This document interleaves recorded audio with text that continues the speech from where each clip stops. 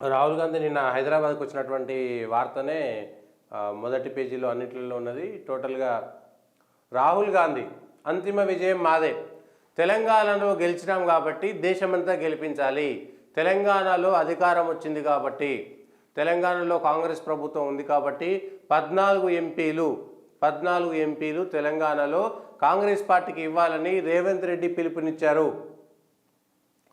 14 ఎంపీలు ఇవ్వాలనేది తెలంగాణలో అది సాధ్యమేనా? కూస్తుందా? 14 ఎంపీలు గెలిచేటువంటి అవకాశం కాంగ్రెస్ పార్టీకి ఉంటుందా? ఉండదా? ఎందుకంటే తెలంగాణలో అధికారం ఉంది కాబట్టి అధికారంలో ఉన్న ప్రతి చోట గెలవాలనేటువంటి రూల్ లేదు. గతంలో రాజస్థాన్లో కాంగ్రెస్ పార్టీ అధికారంలో ఉన్నా కూడా ఎంపీ ఎన్నికలకు వచ్చేసరికి Bharatiya Janata party clean sweep చేసింది. మధ్యప్రదేశ్లో కాంగ్రెస్ అధికారంలో ఉన్న, ఛత్తీస్గఢ్లో కాంగ్రెస్ అధికారంలో ఉన్నా కూడా ఎంపీ ఎన్నికల్లో కాంగ్రెస్ పార్టీ చతికిల పడింది. భారతీయ జనతా పార్టీకి ఎక్కువ ఓట్లు వచ్చినాయి, ఎక్కువ సీట్లు వచ్చినాయి. కర్ణాటకలో కూడా ఇప్పుడు కర్ణాటకలో తెలంగాణలో పరిస్థితి ఏంటి అనేటువంటి దానిపైన చూస్తే తెలంగాణకు సంబంధించిన వరకు బాగా ఆశలు పెట్టుకుంది రాష్ట్ర ప్రభుత్వము. అదేవిధంగా కాంగ్రెస్ పార్టీ జాతీయ స్థాయిలో కూడా తెలంగాణ నుంచి ఎక్కువ సీట్లు వస్తాయనే దానిపైన ఆశ పెట్టుకుంది. ఆ మేరకు తుక్కుగూడలో లక్షలాది మందితోటి సభ నిర్వహిస్తామని చెప్పారు. తెలంగాణలో కాంగ్రెస్ పార్టీ తుక్కుగూడలో అయితే గతంలో కాంగ్రెస్ పార్టీ అసెంబ్లీ ఎన్నికల ముందు విజయశంకరావం పూరించారో, ఈరోజు పార్లమెంటుకు సంబంధించినటువంటి ఎన్నికల్లో కూడా అదే తుక్కుగూడ నుంచి సభ నిర్వహించి తెలంగాణ ప్రజలకు ఒక మెసేజ్ పంపించేటువంటి ప్రయత్నం చేశారు. అయితే నిన్న దీనికి సంబంధించి జైల్లో చిప్పకూడు తినిపిస్తా, సైలెంట్గా ఉన్నామని ఏది పడితే అది మాట్లాడితే చూస్తూ ఊరుకోం, మాజీ సీఎం కేసీఆర్, బీఆర్ఎస్ నేతలకు సీఎం రేవంత్ హెచ్చరిక, గంటకు డ్రెస్ మార్చే మోదీ కావాలా, ప్రజల కోసం తిరుగుతున్న రాహుల్ గాంధీ కావాలని తేల్చుకోవాలని పిలుపు. క్లియర్గా ఇంతకుముందు ఇదే రేవంత్ రెడ్డి లేదంటే ఇదే కాంగ్రెస్ పార్టీ ఏం చెప్పిందంటే, తెలంగాణలో ఉన్నటువంటి కాంగ్రెస్ అధికారంలో ఉన్నటువంటి కాంగ్రెస్ ప్రభుత్వం యొక్క పరిపాలన మీద రెఫరెండం అనేటువంటి మాట చెప్పారు. అయితే ఇప్పుడు నరేంద్ర మోడీ కావాలా, రాహుల్ గాంధీ కావాలా అనేటువంటిది తెలంగాణలో ఉన్నటువంటి ప్రజలకు ఏం మెసేజ్ ఇస్తుంది అనేటువంటి విషయము క్లారిటీ రావాలి.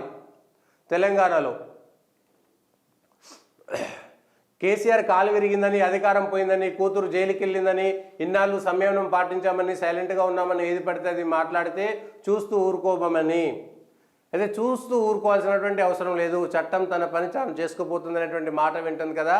చట్టంలో ఉన్నటువంటి వాటిని అంటే మీరు బెదిరిస్తున్నారా? కాంగ్రెస్ పార్టీ నిజంగా ఈ ఫోన్ ట్యాపింగ్ కేసులో కానీ మిగిలినటువంటి కేసుల్లో కానీ బెదిరించి బీఆర్ఎస్లో ఉండేటువంటి వాళ్ళను కాంగ్రెస్లో దారిలోకి తెచ్చుకునేటువంటి ప్రయత్నం చేస్తున్నారా? లేదా నిజంగా దానిపైన చిత్తశుద్ధితోటి ఆ కేసులన్నీ కూడా పూర్తి స్థాయిగా విచారణ చేసి జరిగినటువంటి పొరపాట్లు, తప్పులు చేసినటువంటి వాళ్ళకు శిక్ష వేసే వరకు విచారణ చేస్తారా, లేదంటే మధ్యలో వేస్తారా? ఎందుకంటే జైల్లో చిప్పకూడు తినిపిస్తా అనేటువంటి మాట మాట్లాడారు కదా, తినిపిస్తారా లేదా? అయితే ఒకవేళ మీ మాట వింటే, మీ జోలికి రాకపోతే వాళ్ళని వదిలేస్తారా? అది ప్రశ్న. అంటే మిమ్మల్ని విమర్శిస్తున్నారు కాబట్టి, మీ పైన విమర్శ చేస్తున్నారు కాబట్టి జైల్లో చిప్పకూడు తినిపిస్తారా?